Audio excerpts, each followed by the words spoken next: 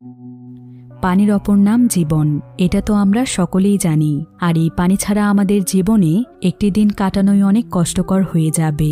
কিন্তু কি হবে যদি হঠাৎ করেই পুরো পৃথিবীর পানি শুকিয়ে যায়, মানুষ পান করার মতো পানি খুঁজে না পায়, এক ফোঁটা পানির জন্য মানুষই মানুষকে হত্যা করতে শুরু করে, তখন পৃথিবীর পরিস্থিতি কতটা ভয়াবহ হতে পারে। বলছিলাম 2014 সালে রিলিজ হওয়া দ্য লাস্ট সার্ভাইভার্স মুভিটির কথা।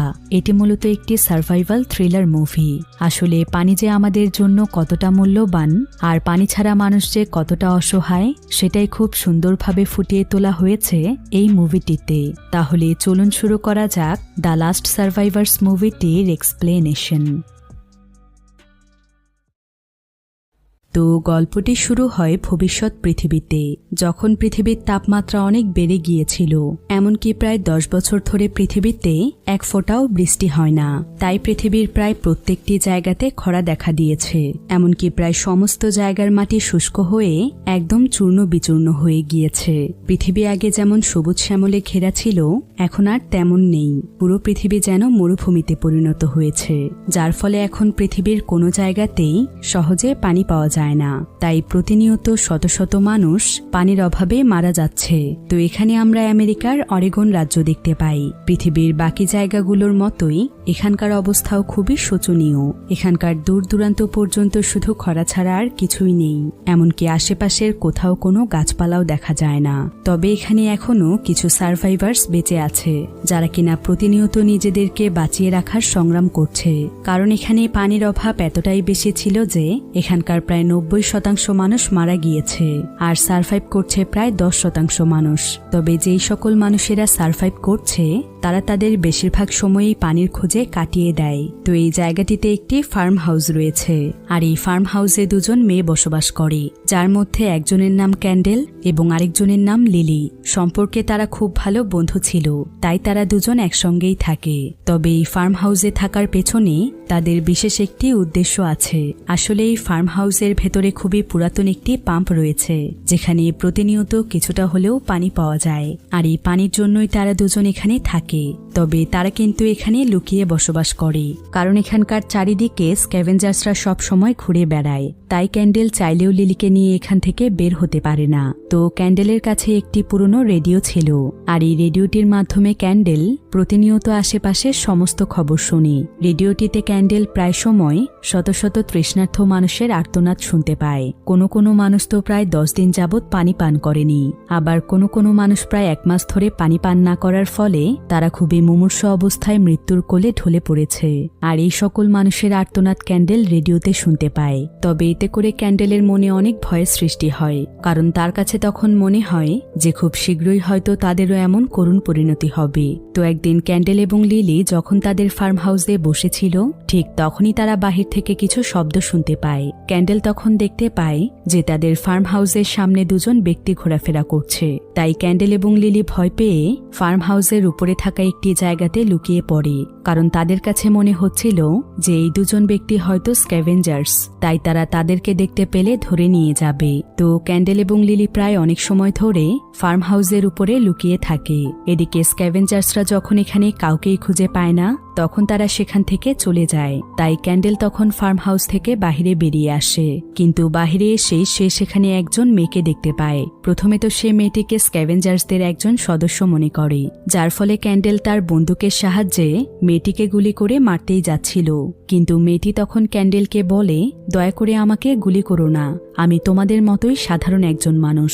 আমি আসলে আমার পায়ে ব্যথা পেয়েছি, যার ফলে স্ক্যাভেঞ্জার্সদের হাত থেকে বাঁচার জন্য এখানে এসে আমি লুকিয়েছি।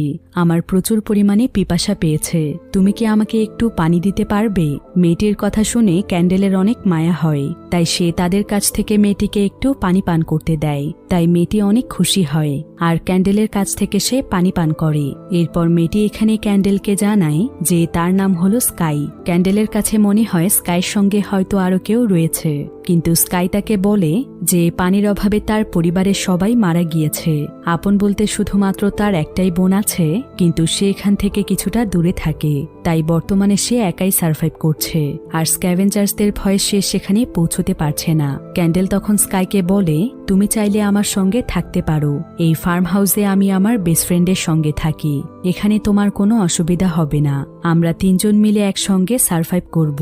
কিন্তু স্কাই তাকে বলে, আমি এখানে তোমাদের সঙ্গে থাকতে পারবো না, কারণ আমার বোন সেখানে একাই রয়েছে, তাই যেভাবেই হোক আমাকে সেখানে পৌঁছতেই হবে। তবে তোমরা যদি চাও তাহলে তোমরা আমার সঙ্গে যেতে পারো, কারণ স্ক্যাভেঞ্জার্সরা এখানেই সবচাইতে বেশি ঘোরাফেরা করে, তাই তোমাদের এখানে থাকাটা নিরাপদ নয়, কিন্তু সেখানে গেলে অন্তত তোমরা নিরাপদ থাকতে পারবে।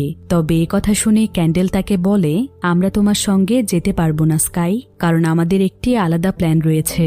আসলে তারা যেই ফার্ম হাউসটিতে থাকে সেখানকার কাছের একটি জায়গাতে একটি পরিত্যক্ত প্লেন রয়েছে, তবে সেই প্লেনটি পুরোপুরিভাবে নষ্ট হয়ে যায়নি। প্লেনটির ইঞ্জিনের মধ্যে শুধুমাত্র একটি পার্ট নষ্ট হয়েছে, যেটা কোনো বড় ধরনের সমস্যা ছিল না।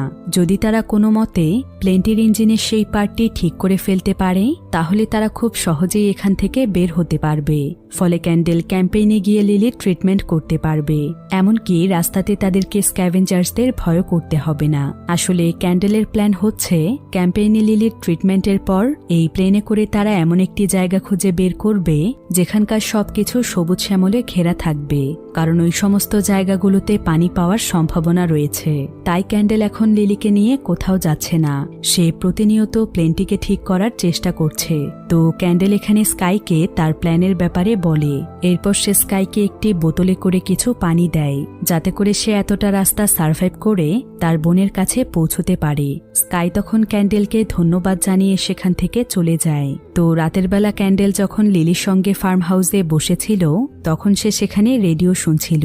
তবে কিছুক্ষণ পর ক্যান্ডেল একজন মহিলার চিৎকারের আওয়াজ শুনতে পায়। আসলে সেই মহিলাটির ঘরে কয়েকজন মানুষ ঢুকেছিল, আর তাদের হাত থেকে বাঁচার জন্য মহিলাটি চিৎকার করছে। ক্যান্ডেল দূর থেকে মহিলাটির আওয়াজ শুনতে পাচ্ছিল, তাই সে তখন সিদ্ধান্ত নেয় যে সে সেই মহিলাটিকে বাঁচাতে যাবে, কারণ তার কাছে একটি বন্দুক রয়েছে, আর সেই মহিলাটির বাড়ি হয়তো তাদের আশেপাশেই রয়েছে। তাই ক্যান্ডেল আর সেখানে দেরি না করে তার বন্দুকটি নিয়ে সেই মহিলাকে বাঁচাতে চলে যায়। আর যেদিক থেকে সে মহিলাটির আওয়াজ শুনতে পাচ্ছিল সেই আওয়াজের পিছু পিছু সে সেখানে চলে যায়। কিন্তু যখন সে মহিলাটির বাড়ির কাছে চলে আসে ঠিক তখনই সে ভেতর থেকে কিছু মানুষের কথার আওয়াজ শুনতে পায়, যারা কিনা একে অপরের সঙ্গে হাসাহাসি করছিল। তো কি সেই অভিশাপ? আমাদের রাজা এক অশুভ মন্ত্র বলেছিলেন, যার ফলে এই শহরের সব মানুষ ধোঁয়ার মতো মিলিয়ে যায়। আমি একমাত্র রয়ে গেছি, কারণ আমি অভিশাপের উৎস ছিলাম। যতক্ষণ না কেউ সত্যিকার অর্থে আমাদের গল্প বিশ্বাস করবে ততক্ষণ এই অভিশাপ মুক্ত হবে না। সায়ন হতবাক হয়ে গেল। সে বলল, আমি বিশ্বাস করি, আমি তোমার গল্প লিখব,